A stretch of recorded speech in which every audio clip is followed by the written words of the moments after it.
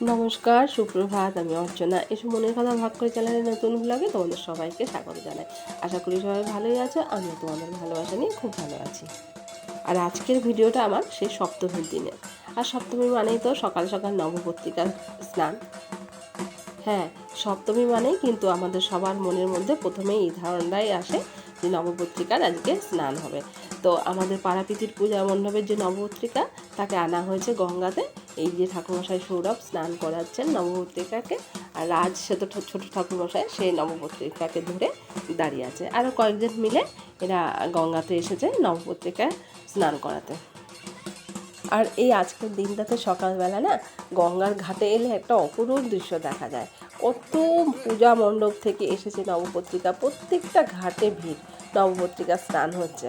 একেবারে চারিদিক যেন শঙ্খধ্বনি, উলুধ্বনি, ঢাকের আওয়াজ, কাশির আওয়াজ, মানে পরিবেশটা এত মনোরম হয়ে থাকে না, কি বলবো। আর ওই যে দূরে দেখা যাচ্ছে ওপারের ঘাট, যেমন এপারে ভিড় হয়েছে, চারিদিক থেকে নবপত্রিকা এসেছে স্নানের জন্য, তেমনি ওপারেও তো পুজো আছে, তাই না? ওপারের ঘাটগুলোতেও এই একই রকম দৃশ্য চলছে। প্রতিটি বাঙালির হৃদয়ে আজ পুজোর আনন্দ, প্রত্যেকটা বাঙালির মনে আজ সাজো সাজো রং। নবপত্রিকা স্নান হয়ে গেছে, এবারে মণ্ডপের দিকে আস্তে আস্তে ফিরতে হবে। এই নাও নবপত্রিকা একেবারে মণ্ডপের দোরগোড়ায় স্নান সেরে উপস্থিত। একটু পরে এবার শুরু হবে পুজো। আর এই নবপত্রিকায় কিন্তু আসল মা দুর্গা। অনেকেই কিন্তু এই নবপত্রিকাকে কলা বউ কিংবা গণেশের বউ বলে ভুল করে, কিন্তু না, এই নবপত্রিকায় হলো আসল মা দুর্গা। উনি গণেশের মা, এমনকি কার্তিক, সরস্বতী, লক্ষ্মী যারা আছে সবারই মা উনি, আমাদেরও মা। ইনি হলেন মেন দুর্গা। 9 রকমের পাতা সমেত ডাল দিয়ে এই নবপত্রিকাকে কিন্তু তৈরি করা হয়। এবারে নবপত্রিকার একদম মণ্ডপে ঢুকে তার নির্দিষ্ট জায়গায় বসার সময় এসেছে। একদম সাবধানে দেখে শুনে ঠিক গণেশের পাশে নবপত্রিকাকে রাখা হবে। গণেশ, জানো তো তোমরা সবাই, গণেশ কিন্তু মা ছাড়া থাকে না, গণেশ সব সময় মায়ের কাছে থাকে।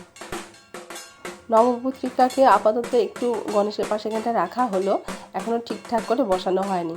বড় ঠাকুরমশাই আসবেন, তারপরে এরা দুজনে মিলে একসাথে এই কাজটা কি করবে, নবপত্রিকাকে ঠিক মতন ওখানটাতে বসাবে। আর এই ভিডিওটা কিন্তু আমার করা নয়, মানে এই জায়গাটুকুনি। আমি তো আর গঙ্গায় যাইনি, রূপুর বাবা গঙ্গায় গিয়েছিল, ও তো মোবাইলটাকে লম্বাতে ধরে, তো সেইভাবে করে সেইখান থেকে আমি এই ক্লিপটাকে নিয়ে একটু এইভাবে তোমাদের কাছে তুলে ধরলাম। আর এদিকে আমি এবং আমার সব বন্ধুরা স্নান টান সেরে সবাই একটু নতুন শাড়ি পরে একটু হালকার মধ্যে সাজুগুজু করে আমাদের যে পাড়ার রাধা গোবিন্দের যে মন্দির, সেই মন্দিরে চলে এসেছি। এই মন্দিরের বারান্দাতেই তো ঠাকুরের প্রত্যেক বছরই হয় পুজোর সমস্ত কিছু আয়োজন এখানে হয়। আমার আগের বছরের যে ভিডিওগুলো, সেখানেও আমার এই পুজোর ভিডিওগুলো দেওয়া আছে, তোমরা চাইলে দেখতে পারো। আর এই হলো আমাদের পাড়ার মন্দিরে রাধা গোবিন্দ। এই দেখো, তোমাদেরকে একটু দর্শন করিয়ে দিলাম। আর এখানেও কিন্তু আমি বসে আছি। ভিডিওটা আমার এক কাকলি দিদিভাই, মানে আমাদেরই সঙ্গে একজন, উনি করে দিচ্ছেন ভিডিওটা। আর এই যে কাকুলি দি, ওনার হাতে ক্যামেরাটা আছে এখন।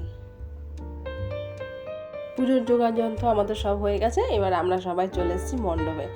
আর এসে এখানে যে দুর্গা ঠাকুরকে মালাগুলো পরানো হচ্ছে, এগুলো তো সব ছোটো ছোটো গাঁদা ফুলের মালা থাকে, এগুলো আমরা সবাই হাতে হাতে মালাগুলোকে জয়েন করে দিয়েছি। তারপরে 2 ঠাকুরমশাই মিলে মাকে মালা পরিয়ে এখন সাজিয়ে নিচ্ছেন। আর আজকে থেকেই তো মায়ের সাজগোজ শুরু হবে। এই সপ্তমীর সাজ হচ্ছে, এর পরের দিন আবার অষ্টমীর সাজ, নবমীর সাজ, এগুলো তো পরপর রয়েছেই। যতটা পারবো তোমাদের কাছে তুলে ধরবো, জানি না কেমন লাগবে তোমাদের। ভালো লাগলে প্লিজ একটা লাইক, শেয়ার, কমেন্ট করতে ভুলো না। আর তোমরা যারা আমার চ্যানেলটিকে সাবস্ক্রাইব করে দিয়েছো, তোমাদেরকে জানাই অজস্র ধন্যবাদ। যারা আমার ভিডিওগুলো দেখছো, তাদেরকেও জানাই অজস্র ধন্যবাদ। এবার ঠাকুরমশাই পুজোতে বসেছেন।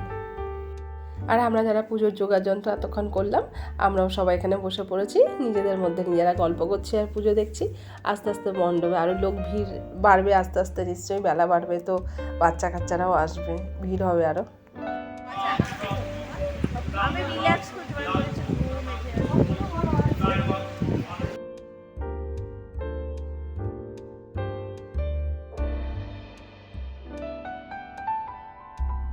এবারে শুরু হবে সপ্তমী পুজোর অঞ্জলি। সবার হাতে ফুল বেলপাতা দেওয়া হচ্ছে, এবারে আমরা অঞ্জলিটা দিয়ে দেবো। আর এই ফাঁকে আমিও একটু তোমাদের সঙ্গে দেখা করে নিলাম। এবারে শুরু হলো সপ্তমী পুজোর আরতি।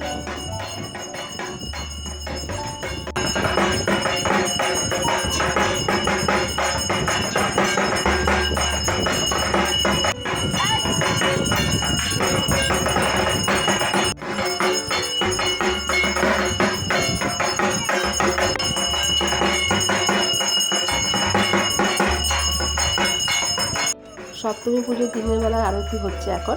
তবে আজকে না আমার কিন্তু আবার রান্না বান্না নেই। একটা সুখবর, আমাদের পাশে একটি গিরিভাইয়ের বাড়িতে গিরিধারী আছে, গিরিধারীর ভোগ হয় সপ্তমীতে। তা আমাদের সবার প্রসাদ পাওয়ার নেমন্তন্ন। আর এই দেখো পুজো শেষে চলে এসেছি দিদিভাইয়ের বাড়িতে। এদিকে রূপু বসে পড়েছে, আমি আমার ছেলেকে নিয়ে বসে পড়েছি। গিরিধারীর পুজো হয়ে গেছে, পুজোর পরে এখন গিরিধারী বিশ্রামে আছেন, সেই জন্য আর ওনাকে ডিস্টার্ব করে ভিডিওটা করিনি।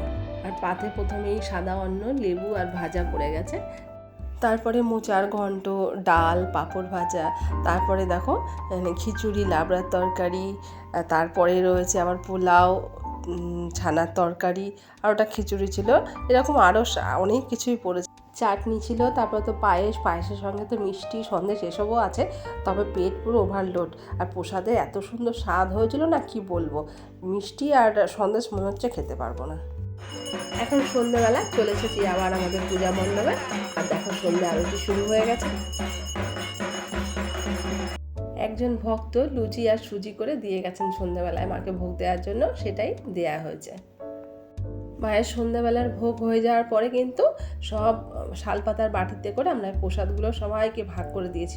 বহু লোক আর সেখানে ঠাকুর দেখতে সবার হাতে হাতে যথাসামর্থ্য আমরা প্রসাদ তুলে দিয়েছি।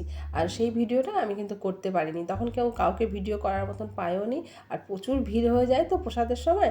আর প্রসাদ দেওয়া হয়ে গেছে, আমরাও প্রসাদ নিয়েছি। নেওয়ার পরে আমরা পাড়া প্রতিবেশী যারা আমার বন্ধু বান্ধব আছে, আরও সব পাড়া প্রতিবেশীরাও আছেন, সবাই মিলে এখন বসে এখানে আড্ডা মারছি। কিছুক্ষণ আড্ডা মারার পর আবার যাব ঠাকুর দেখতে বেরোবো।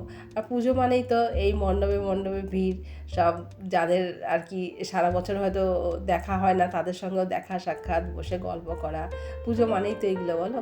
এই পুজোর 5টা দিন সবাই যেন একদম একসঙ্গে এক সূত্রে বাঁধা হয়ে যায়। পাড়ায় পুজো হলে আরেকটা সুবিধাও আছে, অনেকের বাড়িতে অনেক বয়স্ক লোকেরা আছেন যারা দূরে ঠাকুর দেখতে যেতে পারেন না। পাড়াতে পুজো হলে তারা ওই মণ্ডপে এসে বসে কিছুক্ষণ আনন্দ করতে পারে।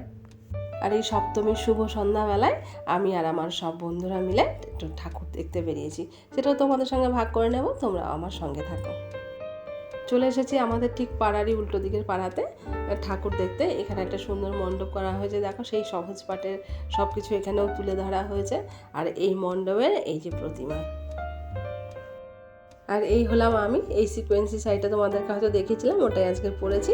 আর এই হলো আমার বন্ধুরা।